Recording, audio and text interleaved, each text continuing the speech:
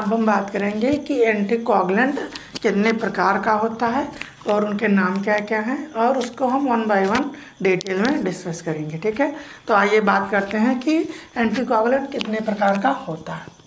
तो एंटीकोगुलेंट की बात करें दोस्तों, तो एंटीकोगुलेंट मेनली हमने जो 9 प्रकार के हमने यहाँ पे लिखा है। ठीक है, इनको हम नाम बताएंगे, इसका पूरा नाम बताएंगे, इसका यूज कहाँ कहाँ पे होता है, और वन बाय वन एक एक करके इसको हम डिटेल में डिस्कस करेंगे। ठीक है, एंटीकोगुलेंट जो होता है उसको डिवाइड किया गया है दो बेसिस, मेनली दो बेसिस पे। एक नेचुरल, जो कि नेचुरल होता है,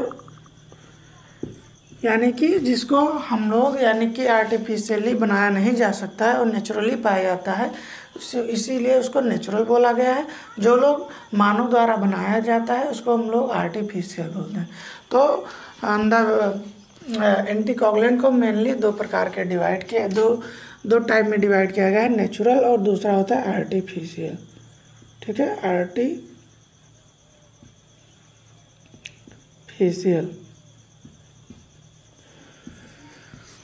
अब हम लोग सोच रहे होंगे कि जब हमारे बॉडी से ब्लड बाहर निकलता है क्या हो जाता है, क्लॉट हो जाता है। लेकिन जब तक हमारी बॉडी में ब्लड रहता है तो ब्लड क्लॉट नहीं होता है, बाकी हमारे पूरे बॉडी में ब्लड फ्लो करता रहता है।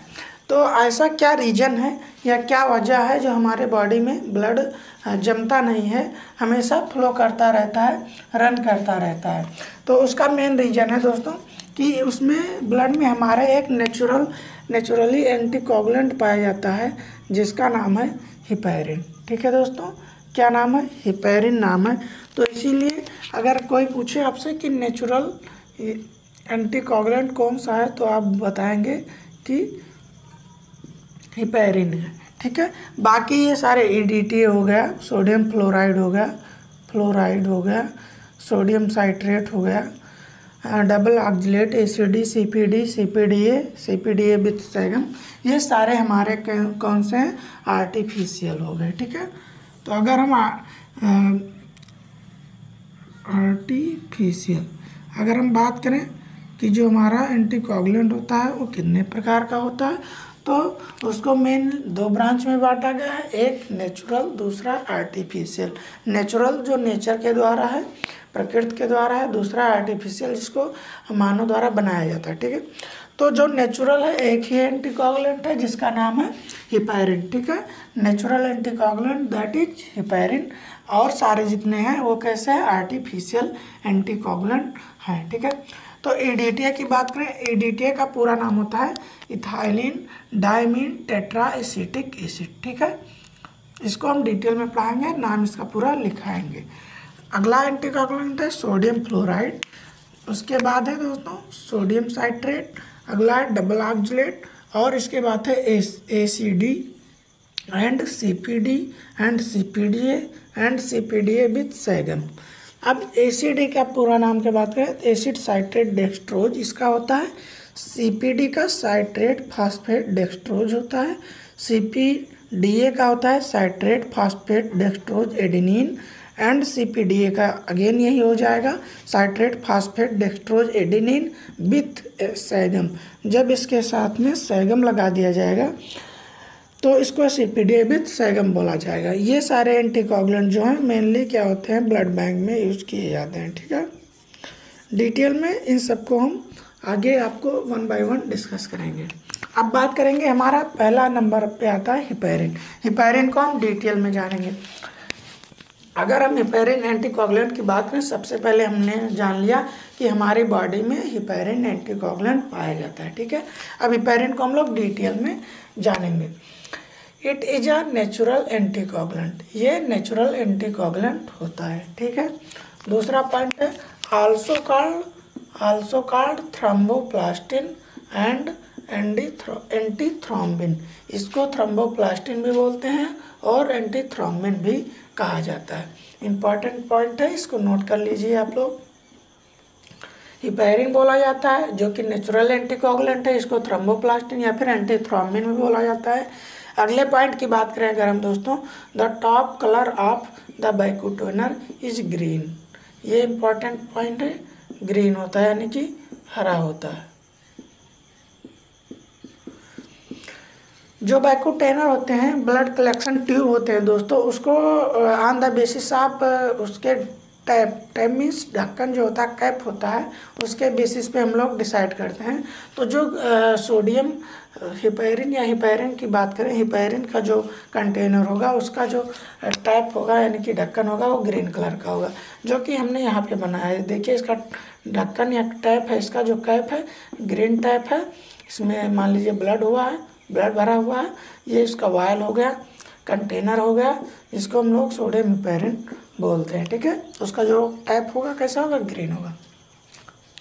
अब आगे बात करें, इसमें मेनली हो कौन कौन सा केमिकल हो सकता है, सोडियम, लिथियम अथवा ammonium salt of heparin. Heparin के साल्ट यूज किए जाते हैं, कौन कौन से, सोडियम यूज किया जा सकता है, लिथियम और सोडियम, लिथियम, हिपैरिन, ये सारे यूज किए जाते हैं। मेनली सोडियम और लिथियम यूज किया जाता है, बहुत हिपैरिन और बहुत कम जगहों पे अमोनिया यूज किया जाता है। ठीक है, अब हम बात करेंगे मोड ऑफ एक्शन। जो हमारा हिपैरिन होता है उसके एक्शन वर्क करने के कैसे वर्क करता है। ठीक है, कैसे हमारे ब्लड को क्लॉट होने से रोकता है।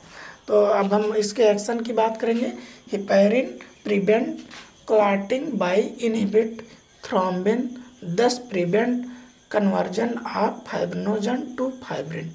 ये हमारे ब्लड में एक्शन कैसे करता है ताकि ब्लड हमारा ना जमे, करता क्या है, हिपैरिन रोकता है क्लॉटिंग बाय इनहिबिट कर देता है थ्रोम्बिन को इनहिबिट करते हैं, कन्वर्जन ऑफ फाइब्रिनोजन से थ्रोम्बिन को फाइब्रिनोजन से फाइब्रिन में कन्वर्ट होने की प्रक्रिया को क्या कर देता है, रोक देता है। ठीक है, अब यहाँ पे आप लोग समझ सकते हैं सिंपल इजी भाषा में, आसान भाषा में, हिपैरिन जो होता है, हिपैरिन एक्टिवेट होता है। क्या होता है, हिपैरिन एक्टिवेट हो जाता है।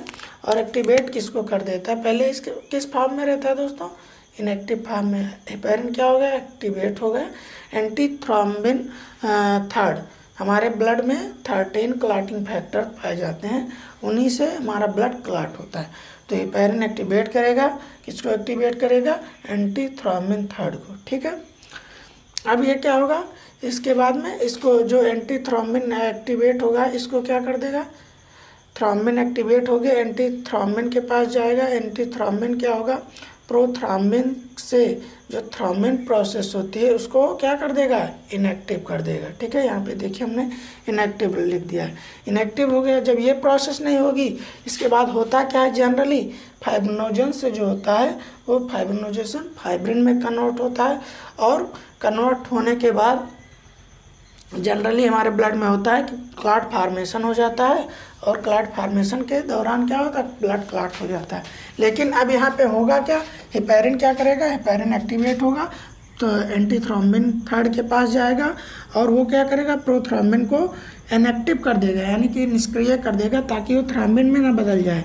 फिर उसके बाद क्या होगा, फाइब्रिनोजन इनएक्टिव हो जाएगा और फाइब्रिन नहीं बन पाएगा, जिससे क्लॉट फार्मेशन नहीं होगा। क्लॉट नहीं होगा, जब क्लॉट नहीं होगा तो हमारे ब्लड में रुधिर का थक्का नहीं बनेगा।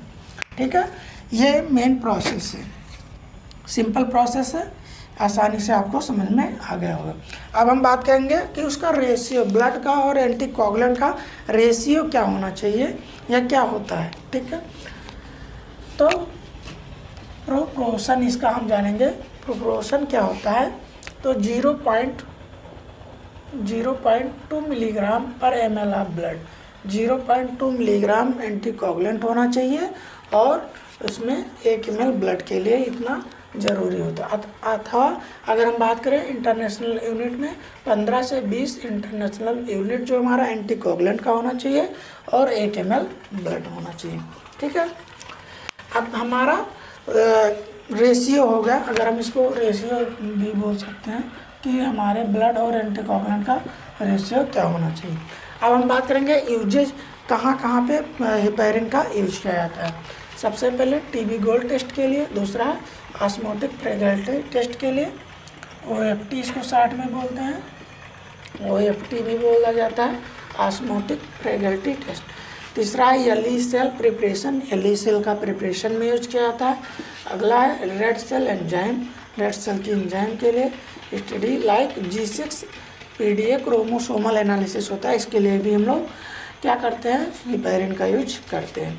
लिथियम लेवल का चेक करने के लिए हमारे बॉडी में, अमोनियम लेवल का चेक करने के लिए, अमोनियम लेवल कितना हमारे बॉडी में है, इन सबको हमें चेक करना है। तो हम क्या करेंगे, हम हिपैरिन, सोडियम हिपैरिन का यूज करेंगे। अब हम जानेंगे कि हमारा जो हिपैरिन होता है, हमने उसको डिटेल में पढ़ लिया, तो उसमें हमारे लिए डिसएडवांटेज क्या क्या हो सकते हैं। तो डिसएडवांटेज आप हिपैरिन की बात करें, पहला है not used for leucocyte count and platelet count is cause clumping. क्या होता है कि हम कभी भी हिपैरिन को ल्यूकोसाइट यानी TLC count, total leucocyte count, या फिर प्लेटलेट काउंट के लिए यूज नहीं कर सकते। क्यों नहीं कर सकते, अगर ये हम इसको हिपैरिन एंटीकोगुलेंट के अगर हम TLC काउंट या प्लेटलेट काउंट के लिए इसका यूज करेंगे, तो जब हम स्लाइड को बनाएंगे, PBF स्लाइड जो हमारी स्मीयर की बनेंगी, तो उसमें क्लम्पिंग आ जाएंगी। जब हमारे क्लम्पिंग आ जाएंगी तो उसमें हमारे जो एक्चुअल में वैल्यू आना चाहिए वो क्या होगा, एक्चुअल में नहीं आएगा, तो हमारी रिपोर्टिंग में गलती आएगी, मिस्टेक होंगी। तो इसीलिए इसको हमें क्या करना, यूज नहीं करना है TLC काउंट या फिर प्लेटलेट काउंट के लिए।